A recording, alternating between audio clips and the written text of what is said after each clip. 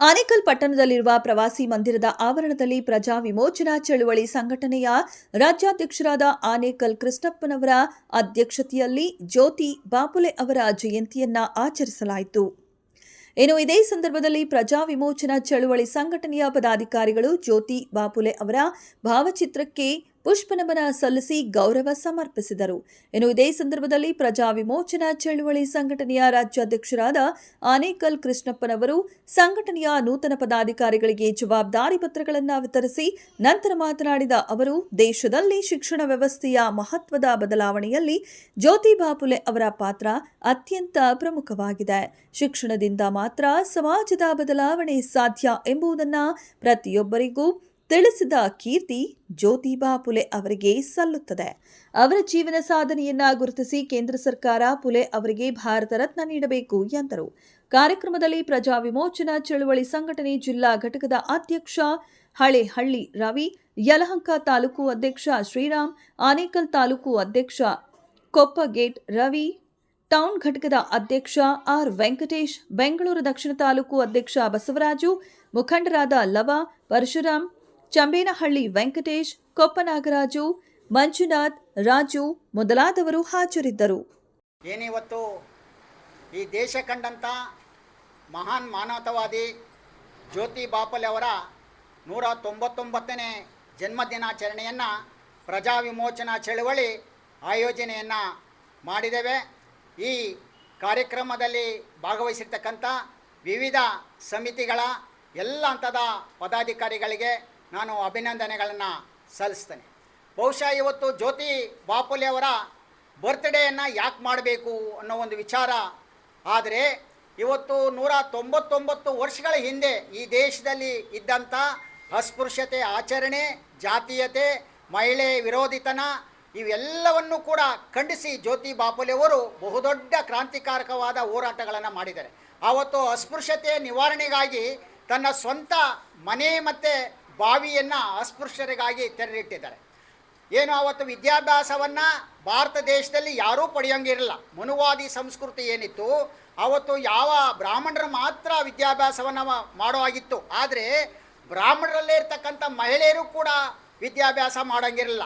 ಅಂಥ ಸಂದರ್ಭದಲ್ಲಿ ಜ್ಯೋತಿ ಬಾಪುಲೆ ಅವರು ತನ್ನ ಹೆಂಡತಿ ಸಾವಿತ್ರಿಬಾಯಿ ಪುಲೆ ಜೊತೆ ಸೇರಿ 1884ರಲ್ಲಿ ಏನು ಬಾಂಬೆಯ ಪುಣೆಯಲ್ಲಿ ಮೊಟ್ಟ ಮೊದಲ ಮಹಿಳಾ ಶಾಲೆಯನ್ನು ತೆರೆಯೋದ್ರ ಮೂಲಕ ಈ ಶಾಲಾ ಶಿಕ್ಷಣವನ್ನು ಪ್ರಾರಂಭ ಮಾಡ್ತಾರೆ. ಅವರಿಗೆ ಅನೇಕ ಸಂದರ್ಭಗಳಲ್ಲಿ ಅಡ್ಡಿ ಆತಂಕಗಳು ಬಂದರೂ ಕೂಡ ಅವೆಲ್ಲವನ್ನು ಕೂಡ ಅವರು ಮೆಟ್ಟಿ ನಿಂತು ಈ ಸಮಾಜಕ್ಕಾಗಿ ತ್ಯಾಗವನ್ನು ಮಾಡಿದ್ದಾರೆ. ಇನ್ನು ಅವರ ಹೆಂಡತಿ ಏನು ಸಾವಿತ್ರಿಬಾಯಿ ಪುಲೆ ಬಹುಶಃ ಇಡೀ ಭಾರತದ ಮೊಟ್ಟ ಮೊದಲ ಶಿಕ್ಷಕಿಯಾಗಿದ್ದಾರೆ. ಇವತ್ತು ಪ್ರಜಾ ವಿಮೋಚನಾ ಚಳವಳಿ ರಾಜ್ಯ ಸರ್ಕಾರಗಳು ಆ ಬರ್ತ್ಡೇಯನ್ನು ಆಚರಣೆ ಮಾಡಬೇಕು ಅನ್ನೋ ಒಂದು ವಿಚಾರವನ್ನು ಕೂಡ ಹೋರಾಟ ಮಾಡಿತ್ತು. ಈಗ ರಾಜ್ಯ ಸರ್ಕಾರ ಏನು ಇವತ್ತು ಬರ್ತ್ಡೇಯನ್ನು ಆಚರಣೆ ಮಾಡ್ತಾ ಇದೆ. ನಾನು ಒತ್ತಾಯ ಮಾಡ್ತೇನೆ ಕೇಂದ್ರ ಸರ್ಕಾರಕ್ಕೆ ಜ್ಯೋತಿ ಬಾಪುಲೆರವರಿಗೆ ಭಾಳ ಶೀಘ್ರವಾಗಿ ಭಾರತ ರತ್ನ ಪ್ರಶಸ್ತಿಯನ್ನು ಕೊಡಬೇಕು ಅನ್ನೋ ಒಂದು ಒತ್ತಾಯವನ್ನು ಮಾಡ್ತೇನೆ. ಈಗಾಗಲೇ ಆ ಮಹಾರಾಷ್ಟ್ರ ಸರ್ಕಾರ ಕೂಡ ಏನು ರೆಸಲ್ಯೂಷನ್ನ ಪಾಸ್ ಮಾಡಿ ಕೇಂದ್ರ ಸರ್ಕಾರಕ್ಕೆ ಕಳಿಸಿದೆ. ಇವತ್ತು ಈ ದೇಶದ ಪ್ರಧಾನಿ ಬಹುಶಃ ಇದರ ಬಗ್ಗೆ ಗಮನ ಹರಿಸಬೇಕು ಅನ್ನೋ ಒಂದು ಒತ್ತಾಯನ ಮಾಡ್ತೇನೆ. ಯಾಕಂದರೆ ಅನೇಕರಿಗೆ ಅರ್ಹತೆ ಇಲ್ಲದ ಇರೋರಿಗೂ ಕೂಡ ಭಾರತ ರತ್ನ ಪ್ರಶಸ್ತಿಯನ್ನು ಕೊಡ್ತಾರೆ.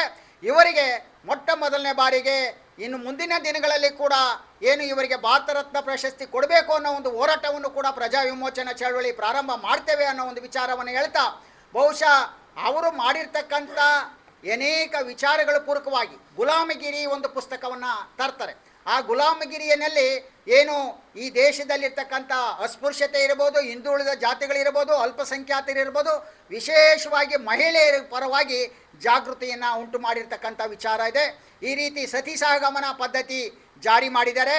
ಮತ್ತು ಏನು ಮಹಿಳೆಯರು ಅಂದಿನ ಸಂದರ್ಭದಲ್ಲಿ ಬಾಲ್ಯ ವಿವಾಹ ಪದ್ಧತಿ ಇತ್ತು, ಮತ್ತು ಸತಿ ಸಹಗಮನ ಪದ್ಧತಿ ಇತ್ತು. ಅವತ್ತು ಗಂಡ ಸತ್ತೋದ್ರೆ ಜೀವಂತವಾಗಿ ಮಹಿಳೆಯರನ್ನ ಸುಡೋ ಅಂಥ ಪದ್ಧತಿನ ವಿರುದ್ಧ ಹೋರಾಟಗಳನ್ನು ಮಾಡಿದ್ದಾರೆ. ಈ ರೀತಿ ಅನೇಕ ಸಾಮಾಜಿಕವಾಗಿ ಹೋರಾಟಗಳನ್ನು ಮಾಡೋದ್ರ ಮೂಲಕ ಜನಮಾನಸದಲ್ಲಿ ಇಡೀ ತ್ಯಾಗ ಜೀವನವನ್ನು, ತನ್ನ ಇಡೀ ಆಸ್ತಿಯನ್ನು ಈ ಸಮಾಜಕ್ಕಾಗಿ ತ್ಯಾಗವನ್ನು ಮಾಡಿರ್ತಕ್ಕಂಥ ಮಹಾನ್ ಮೇರು ಪರ್ವತ ಇವತ್ತು ಜ್ಯೋತಿ ಬಾಪುಲೆ ಅವರ ಬರ್ತ್ಡೇಯನ್ನು ಆಚರಣೆ ಮಾಡಿದ್ದೇವೆ. ಮುಂದಿನ ದಿನಗಳಲ್ಲಿ ಅವರ ಬಗ್ಗೆ ಬರ್ತಿರ್ತಕ್ಕಂಥ ಪುಸ್ತಕಗಳನ್ನು ಕೂಡ ವಿತರಣೆ ಮಾಡುವಂಥ ಕೆಲಸವನ್ನು ಪ್ರಜಾ ವಿಮೋಚನಾ ಚಳವಳಿ ಮಾಡ್ತೇವೆ ಅಂತ ಹೇಳ್ತಾ, ಎಲ್ರಿಗೂ ಜೈ ಭೀಮ್ ಬಂಧುಗಳೇ. ಏನು ಇವತ್ತು ಜ್ಯೋತಿ ಬಾಪುಲೆ ಅವರ 199ನೇ ಜಯಂತ್ಯೋತ್ಸವ ನಮ್ಮ ಪ್ರಜಾ ವಿಮೋಚನೆ ಚಳುವಳಿ ಸಂಘಟನೆ ವತಿಯಿಂದ ಆನೇಕಲ್ ಭಾಗದಲ್ಲಿ ತುಂಬ ವಿಜೃಂಭಣೆಯಿಂದ ನಾವು ಆಚರಣೆ ಮಾಡಿದ್ದೀವಿ. ಅದೇ ರೀತಿ ಜ್ಯೋತಿ ಬಾಪುಲೆ ಅವರು ಯಾರಂತ ಹೇಳಿದ್ರೆ, ಈ ಭಾರತಕ್ಕೆ ಜ್ಯೋತಿ ಬಾಪುಲೆ ಅವರು ಪತ್ನಿ ಸೇರಿದಂತೆ ಇಬ್ಬರು ಮಹಿಳೆಯರಿಗೆ ವಿಶೇಷವಾಗಿ ಶಾಲೆ ತರದಂಥದ್ದು. ಆದರೆ ಸತಿ ಸಹಗಮನ ಪದ್ಧತಿ, ಆವಾಗ ಗಂಡ ಸೊತ್ತ ಮೇಲೆ ಹೆಣ್ಣು ಮಕ್ಕಳು ಬೆಂಕಿ ಹಾರ ಪದ್ಧತಿ ಇತ್ತು, ಅದೆಲ್ಲ ಅವ್ರು ನಿರ್ಮೂಲನೆ ಮಾಡಿದರು. ಅದೇ ಥರ ಹೆಣ್ಣು ಮಕ್ಕಳಿಗೆ ಅವರು ಸಾಕಷ್ಟು ಸಹಾಯ ಮಾಡಿ ಇದು ಮಾಡಿದ್ದಾರೆ. ಅದೇ ಥರ ಪುಣೆಯಲ್ಲಿ ಫಸ್ಟು ಸ್ಕೂಲ್ ತೆರೆದಂಥ ಜ್ಯೋತಿ ಬಾಪುಲೆ ಅವರ ಪತ್ನಿ ಸಾವಿತ್ರಿಬಾಯಿ ಫುಲೆ ಅವ್ರಿಗೆ ಸೇರುತ್ತೆ.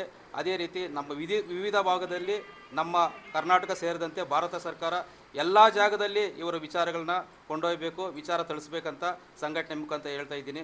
ಜೈ ಭೀಮ್ ಬಂಧುಗಳೇ.